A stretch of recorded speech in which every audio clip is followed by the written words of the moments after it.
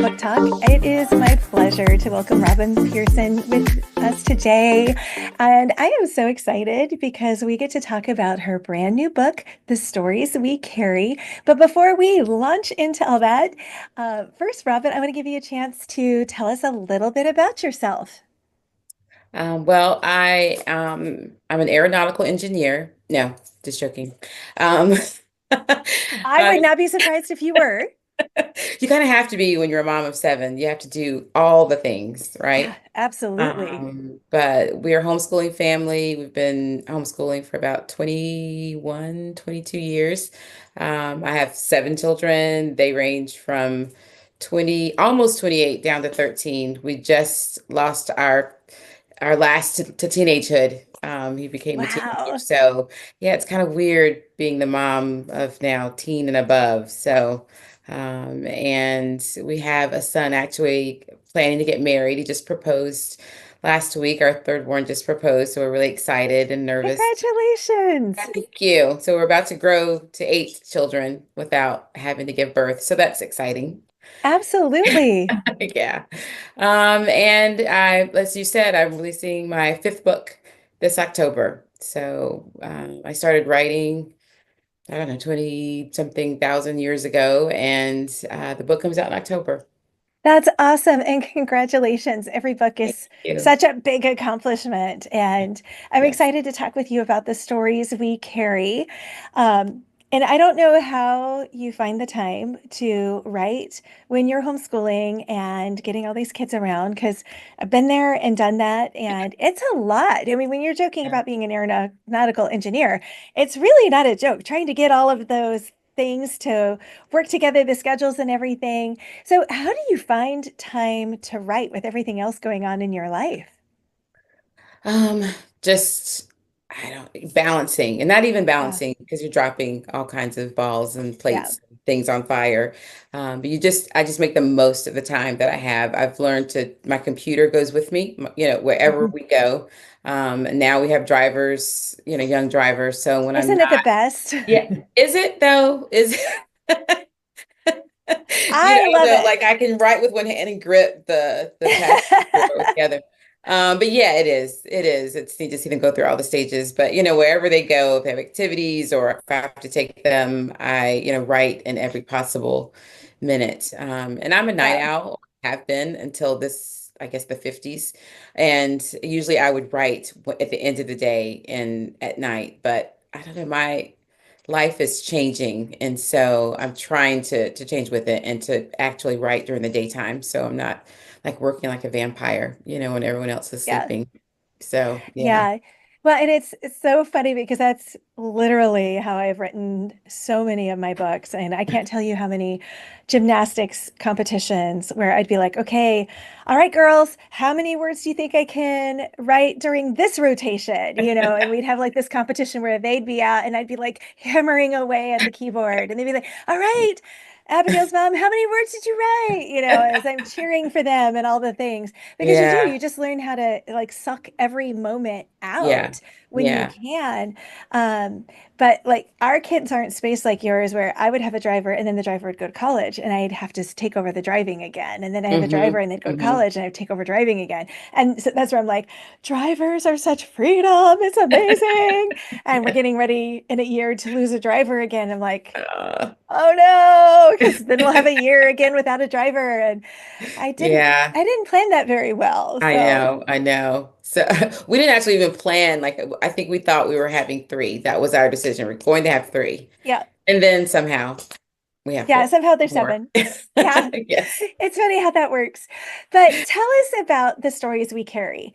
How did you get the original What If? Because this is a small town. It's set around a bookstore. hmm Kind of almost has a multi-generational feel to it.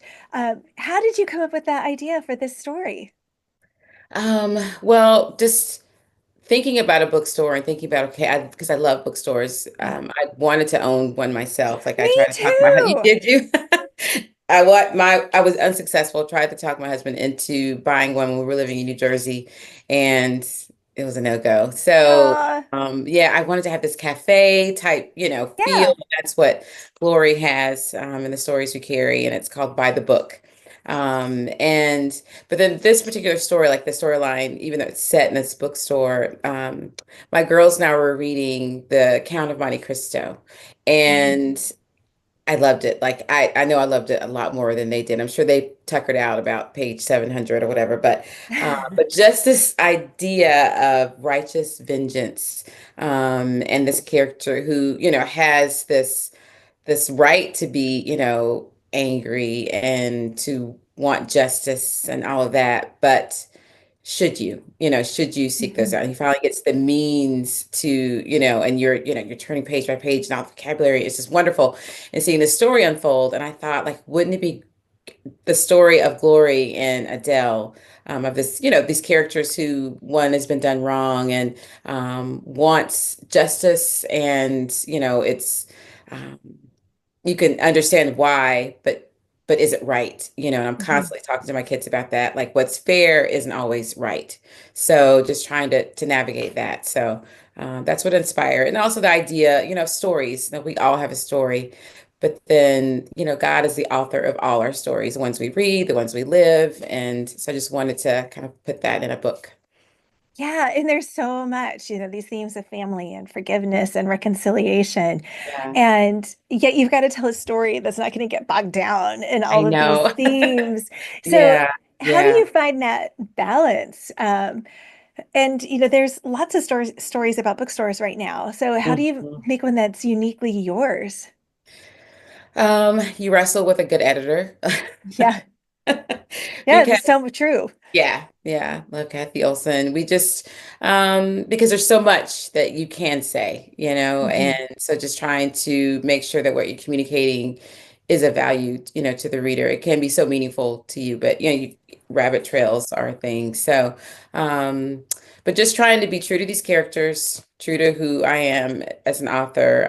I love to develop a story slowly. That's just how I am. I mean, and maybe that's the idea of, Southern fiction, um my books, I guess, lean more toward literary. And Mhm. so I don't know, I always think of like syrup, or molasses, how it comes slowly, but it's rich and it's, filling, so that's what I think about, my story. So just trying to always constantly think of the theme, like what I'm centered on, if it's a scripture or, what the overall theme is, and then trying to weave each, the characters and, their wants and likes and, the plot, all of that around that theme, like constantly trying to circle around it. So Yeah. sex and math, I guess. I don't know.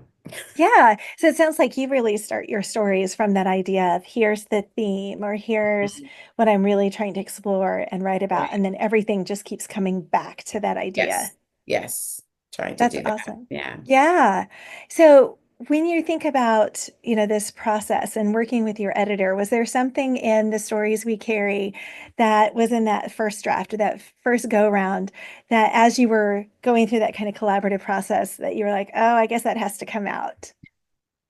I always like I tend to have maybe an extra character Oh, okay. that has to go. I remember with even my first book, a long time coming, I had this this oldest brother that was an attorney, and he got the axe, like during the editing process, like this whole, and so sometimes you're trying to That's just not do too easy to take much. out. No, no, but again, editing. So, and then it's something that you can use. I use his name later, or just the idea of him in another book, So with a writer, like you always have this storehouse that you can draw Yeah. from. So even if it didn't make it here, you can pull it out maybe and enjoy it over here, or use it for blog posts, or your tears as you're wiping them away as Yeah. yeah. So, but that's what I've learned. I'm learning, I guess, over with this Yeah. last book, that you can't hold on so tightly, like even titles.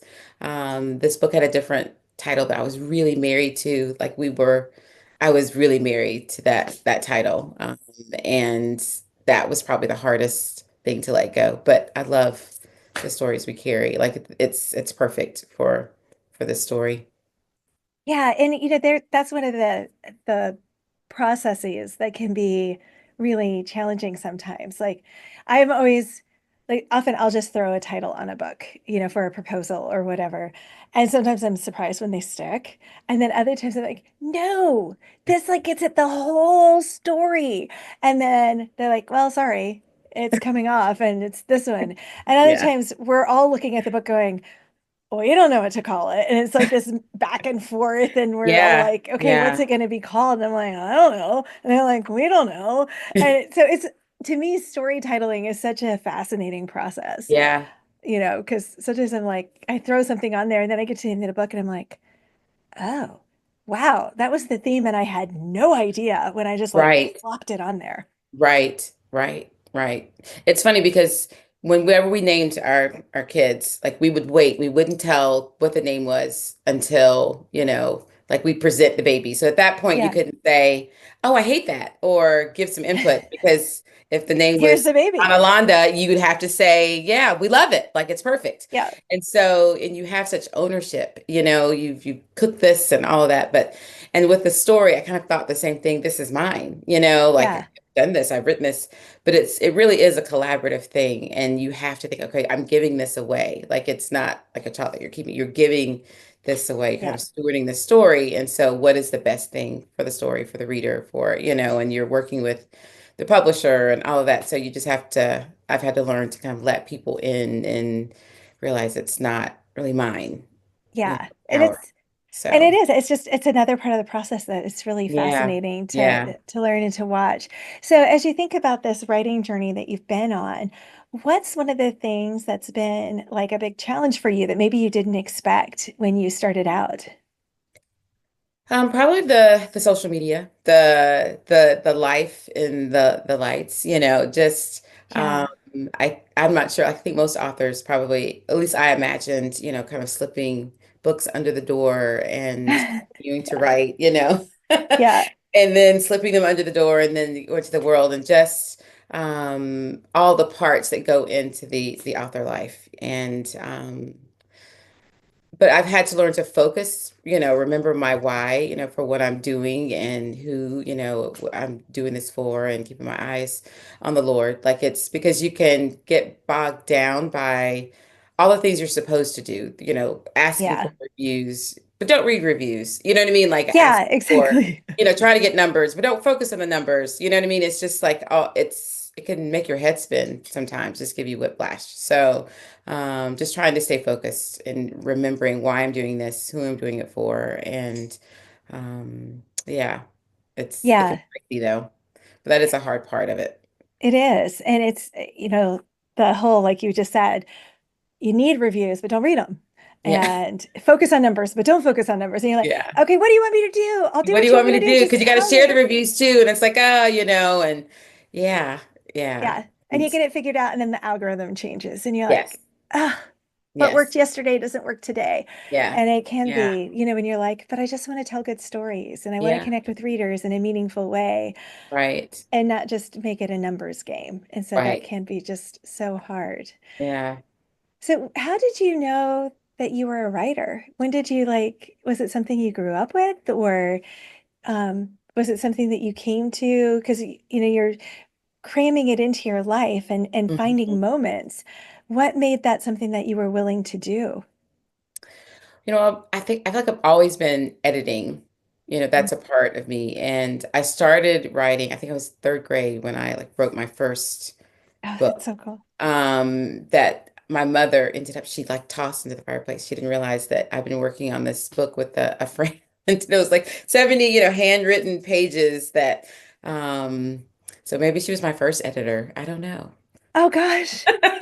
Maybe she was my first real editor. But yeah, so I love to write poetry and songs and just different things, but never thought, I always thought like, after college that I would write about parenting or articles or magazines, that type of Yeah. writing. And I just fell into this story, just writing about family and with my first book and realizing like all the things I started out as an editor after college and uh, I thought I would do kind of that type of work. I knew it would be in publishing. I knew it would involve writing, but I didn't imagine like fiction at the time, So, because I've loved reading and all those things, so I knew it would involve books somehow. Yeah. But these stories just come to life and you just can't stop them. Even when you decided, like I've quit and started and stopped for decades, but you can't. Like, you have that Mhm. desire and that calling on your life. It's hard to not answer it. So Yeah, and stories absolutely. happen every day, and just every moment, everywhere you go, you hear a story, you put ideas to it, like your imagination, like it's hard to turn it off. Absolutely. No, it sounds like it was definitely something that's been in you for a long time. That's Yeah. so cool. Yeah. So when you're writing, are you a pantser or a plotter? Or are you somewhere in between a lancer? Um, yeah, I know, a Platzer. I was a pantser, like especially like I love to, I don't know if it's in between, but you have this idea and you just like to see where it goes. Hmm. But what I'd usually do is like write down like who the characters were and I'd flesh them out. Like I knew who they were. I may not know what they're going to do, but I know who they are. So I know how they react to certain situations. Or what they'd say. And I love, I love for my books to have a sound. Like I want you to be able to hear them. I want you to be able to Hmm. to, to see what I see, a lot of details. So it's hard to plot that out. But then there are some books, some stories where I had to organize it, even if I'm not plotting out everything. Like with my second book, I knew that there would be, a certain number of months that the story would follow this because she's journaling and she's responsible for, sending in articles, the main character. And I knew I wanted to end around July 4th, and I knew I started, Yeah, so sometimes there's an organization to them, but they're not necessarily all plotted out. Like, you can envision where you're going. Um, but it's like a road trip with a lot of people, like we take yeah, all the time. Like, you know where you're going, but there could be a lot of things that happen between North Carolina and Chicago, So yeah. And you're yeah. not exactly sure exactly how you're going to Right. get Like how there. many times they're going to have to stop, or yeah, if my husband's going to fall asleep, or you know what I mean? That kind of thing. So there's going to be lots of exciting things that happen along the way, but you know where you're going. Yeah, I love that. So when you're on book deadline, do you have like a certain rhythm that you're hitting? Or are you just filling in the gaps where you can? Like, are you I have to hit a word count or I'm going to write X number of hours a day? How do you do that? Gosh, I think my motto is pressure makes diamonds. So, it's crazy because, we have older parents as well. So we're juggling a lot of Mhm. different responsibilities. And So it just depends on, Yeah. I have a goal. I may have a goal and like knowing, okay, I have to write this 50,000 words, by tomorrow. But it just, you just do it. Yeah. I pray and ask God to, make it possible. And you look back on it, often for me, it's not until I look back on it, I'm like, wow, I got that done, you know? Somehow. Somehow, because I'm really a slow writer. Like when I see that people have written like tens of thousands of words in a day, that's amazing to me because I edit as I go. Mhm. So That really, was going to be my next question because I'm like, as yeah, an like editor, you probably do. yeah, and I know that you're not supposed to, but that's what I do. So by the time I'm done, I don't have to go back and make like throw Yeah. out chunks or, do this huge rewrite because I've been circling the whole time. And it may be slower and it may, take more time than it should, but I just circle the Yeah. whole time. So yeah, So by the time you're done, you've got a really clean manuscript that's I think probably so. Yeah, pretty ready to go in. yeah, It's, I think so. Just and have to ask for that. yeah, that's usually how mine are, where Okay. it's like I'm doing circling back, probably not as detailed as you are, but I'm a pretty clean writer. And Hmm. so, and I usually, I'm at this point, I have a pretty good instinct on, oh, that didn't work, and so I'll circle back and I'll fix something then versus Hmm. trying to remember Right. and catch it on a pass through later. Because I'm like, I'm not going to remember in a month that right now I'm going, oh, yeah, that didn't work. I need to go fix that. Yeah. And so Yeah. I'm going to go fix it now and then Right. work my way back forward. And so most of the time I'll do one pass through and then I'll be like, okay, this is as good as I can make it. Now it's Hmm. time for the Hmm. editor to come in and help Yes. me. Yes. And So do it. Well, yeah, it's as individual as our stories, so is the writing process. yeah, If we all try to follow that formula, then the books would be formulaic as well. So like how we do it, and we have to stop. Sometimes I look over, you try to see like how is that person driving, and can I do that too? But you can't. Like it yeah. really is an individual process. So yeah. Very much so. So, The Stories We Carry is coming out in October. Mhm. And where can readers learn more about you, Robin, and your books like The Stories We Carry? Well, you can find it wherever books are sold, but I'm at robinwpearson.com where you can sign up for my newsletter. And I love to talk about like where I'm going, what I'm writing about, what we're doing at home. I share recipes. I try to connect them. We love food. Like we're Yeah. we're eating family. And so I love to like, bring readers into our life. And so you can find me there. You can find me on Instagram at Robin W. Pearson. Just put Robin W. Pearson and you'll find probably more about me than you may want to know. But yeah, it comes out October 7th is actually my parents' anniversary. So it's Oh, how exciting. fun. Yeah, they'll be married 63 years, I think. Um, Wow. so that's a lot of stories unfolding. Um, Yeah, so yeah, so it's an exciting time. that's awesome. Well, thank you so much Yeah. for joining me today. This has been so fun to learn more about you, your books, and your writing process. Thank you. It's been great. Thanks for having me.